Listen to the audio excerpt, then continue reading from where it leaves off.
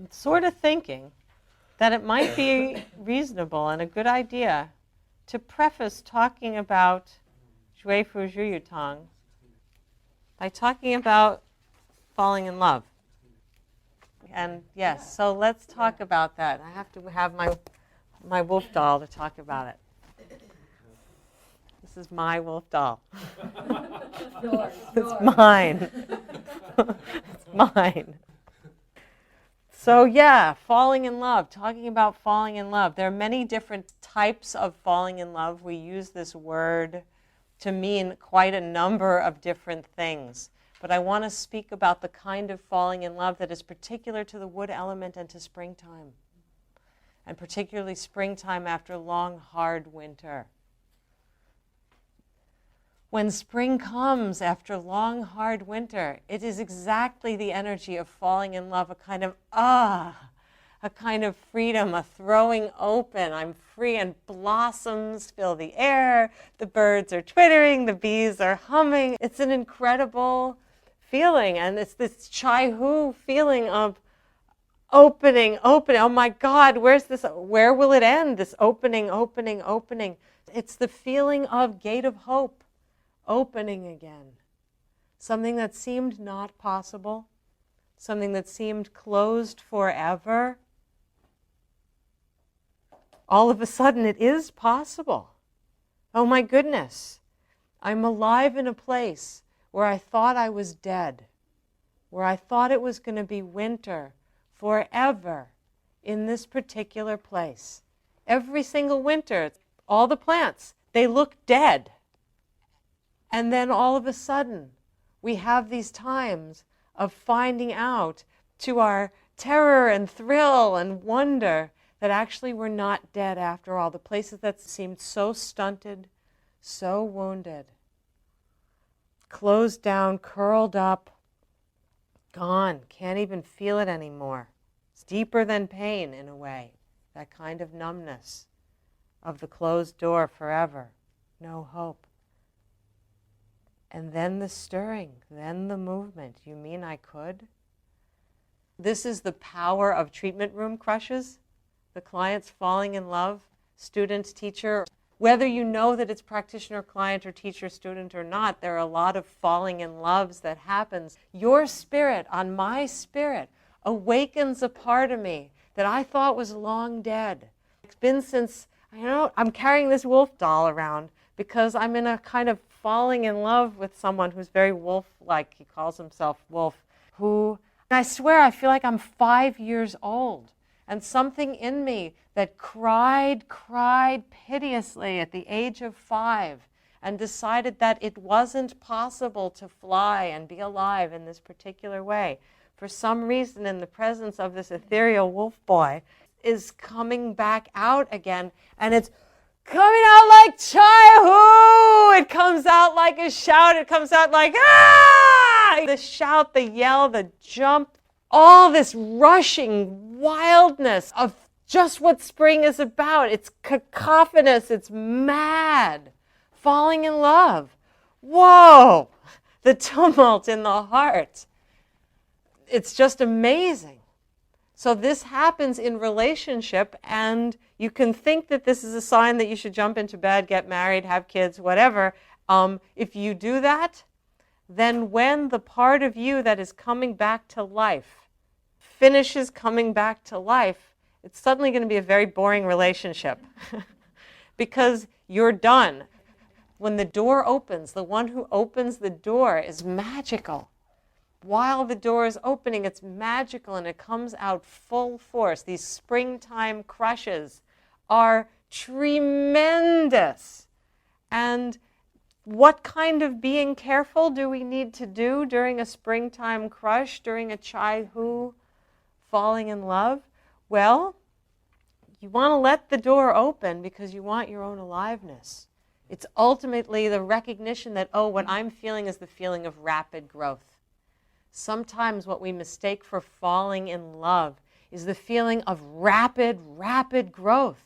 In your presence, I am growing so fast. I am coming alive so fast. And the ways that I am coming through the door into life and expanding is so tremendous and so exciting, I can hardly stay in my skin. Release exterior is happening. I'm shedding my skin. I'm a snake. I'm a cicada. I'm all these things that are growing so fast that I have to shed my skin. Oh my gosh, that whole open of constraint, release exterior. Oh man, growth is just so amazing. So you might want to hang on to your wolf doll. I mean, part of what I'm doing is I'm hanging on to this wolf doll because I got it this morning that I'm crazy.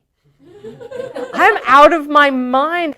Me and this stuff going on with this wolf guy. I'm like, wolf, oh, I'm like, but it's actually me, the 5-year-old, not him. I mean, yes, he has something to do with it. He's agent by resonance of something so precious, but there is some sense in which a lot of the full force gale onslaught of love belongs to me and life, not him. And I don't want to knock the poor guy over, nor make any commitments that I don't plan to keep. So I'm going to love this wolf and just go completely crazy. You need a backyard that's big enough. And then you close the gate in the backyard, and then you let the dog off the leash. And the dog goes nuts!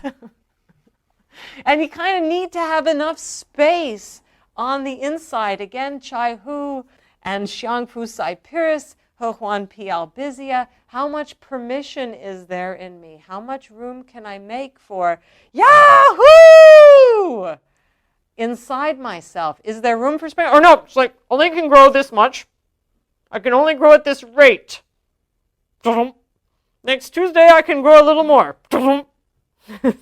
But when, I mean, you know what happens in springtime? So much more growth than happens the whole rest of the year, and you just don't know when springtime's going to hit. It may hit in springtime, or it may just hit when something in your heart, somebody opens gate of hope, and there you are, living again. And what will it take to make that safe? What will that take to make that more comfortable? It's a good Zhui Fu Zhu Yutong question. It might be even more opening of qi constraint, even more opening of the permission and the space to have more freedom of expression. I mean, you know, I gave myself permission to carry a wolf doll around. It's like, it's what do you need? Maybe you need to write a sonnet. Maybe you need to make some really terrific cards. Like, what am I going to do with all this stuff welling up? Well, got to find a way. Going to have to be creative with it. Create something. This is it. This is the dance. Bring forth a new creation. But by golly, don't suppress. Don't suppress. And how about blood? Bai Shao Peony. Can I make a bigger space inside myself just to feel it with?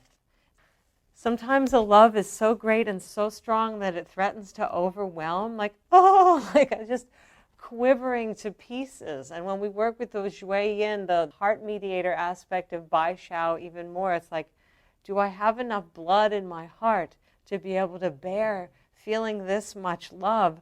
Or is it just going to make me absolutely nuts?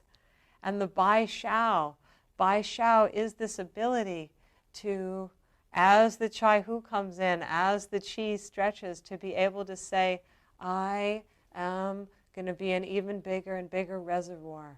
I'm going to let the heart fill with even more blood. I have a whole reservoir in which to feel. The tree, the sap rising in the tree, allowing the sap to fill the tree. Can I let myself be a rich brew of love? And filling that cup, and let the cup grow richer, and let the cup grow fuller. For the part of it that doesn't need to be an outward expression. Some of the love may need outward expression, but some of the love just needs a bigger teacup. And more blood, more richness. Can I bear to have this rich a love in my heart? Just holding it. Can I just be in my heart and feel it and not need to do anything? Can I open this teacup even bigger and have a big cup of an even richer brew, a more intense brew of love? You can let this in to let yourself have even more of the Bai Shao. It's a vulnerable feeling until you go even further with it. It's like it's vulnerable to step into there, but as you go into there and you just kind of turn into gush, it's like, is this gush going to be stable gush, or am I going to be like sobbing on the floor? That's the initial moving into the Bai Shao peony space, is you're afraid you're just going to like bust into tears. That's why Bai Shao also has that astringent quality. No, by relaxing into it, letting the teacup get bigger, letting the brew get even richer. Yeah. And then it's safe to fall in love, because it's mostly something happening on the inside and not even needing to spill over. And if there's enough room for the creative expression of the Chai Hu and the He Huan Pi, but there's no need for it either, then it'll arise in freedom, a drawing of a perfect iris that captures the love that's here. So whenever it gets tremulous, more Bai Shao, make the reservoir bigger. In order to contain this love, in order to feel this love, I'm going to need even bigger reservoir of blood in my heart to feel it in, so that I can hold the whole thing and the teacup doesn't spill. So that's an important thing about falling in love. Falling in love as healing.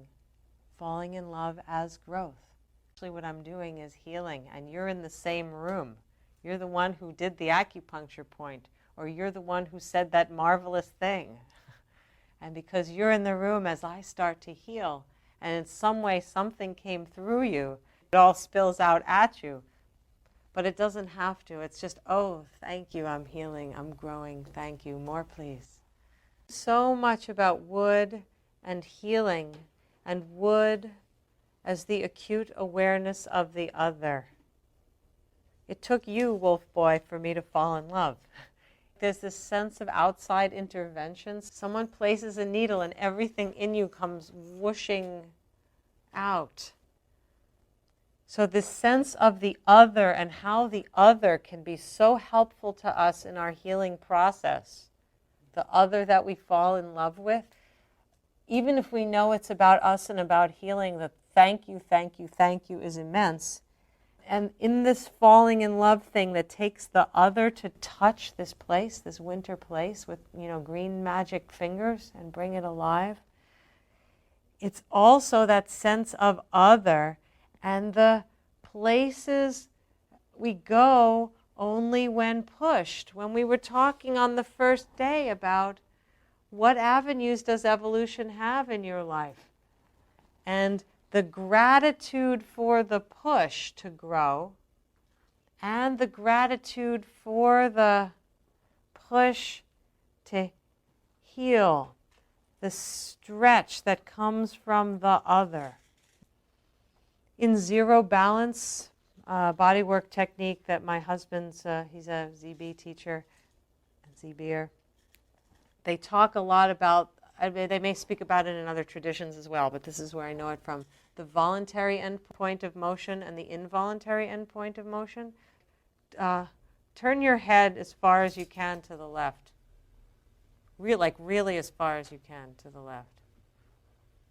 Okay, and let it come back again. If somebody else were to assist you, you could turn your neck further before the point of pain. You can, with your other hand, bend your fingers back a heck of a lot further than you can voluntarily bend them back. You can, with your hand, put in a pull there and tell me about the kind of hurt that comes when you go like this. It feels good, but doesn't it hurt, kinda? Yeah, it's a release. It hurts. It's good. When you're taken beyond your voluntary endpoint of motion, when something pushes you to go where it's hard to go, where you're in fact not gonna go unless you're pushed, like into your old trauma, like into where your ex-girlfriend left you. Well, until you fall in love again, and all of a sudden there's this other who opened a door, and so much is coming up for healing. And because I want so much to go with you where you go when you walk into the woods, I am willing to stretch and open and feel how much it hurt when I was hurt in that place. So again, this benevolent pressure, challenge from the other, can I go where this love is calling me? Can I actually go with this awakening? Walk into that forest, even though in order to walk into that forest, to let you be you and go into this dance, I'm going to have to let you take me into a place that's going to hurt me free, not hurt damage. And it can be a very confusing moment when we don't know why it is that all of a sudden here we are in love or in the middle of a healing situation and we're sobbing and we feel like knives are running through us and tearing us to pieces. And it's because we are using the power of the other. The other is taking us beyond our voluntary endpoint of motion into our involuntary endpoint of motion. And hallelujah for that pushing. Thank you so much. It's a lot to handle. And can I bring more blood to it and bring more heart to it? Yeah.